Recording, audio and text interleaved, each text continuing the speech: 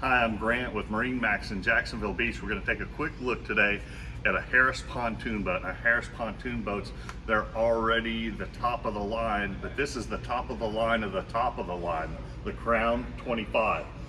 This is a pre-owned boat. It's a 2020, but it's in fantastic shape. You'd hardly be able to tell that this is a pre-owned boat. When you look at the upholstery on all the seats on this boat, it looks fantastic.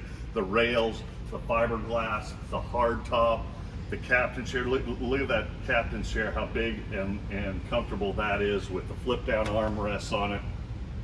This is a loaded 25-foot Crowne, tilt steering wheel, a Simrad dashboard. This has got the JL audio stereo, so not only have you got like the best pontoon boat in the world, you've got the best sound system on it too.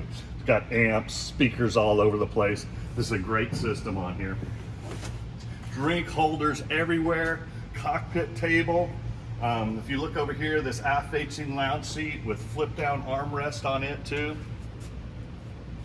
You have a backrest here that's on a power switch. You just flip this, and then this backrest can go forward or backwards. So if you want some aft-facing seating on here, you've got that as well.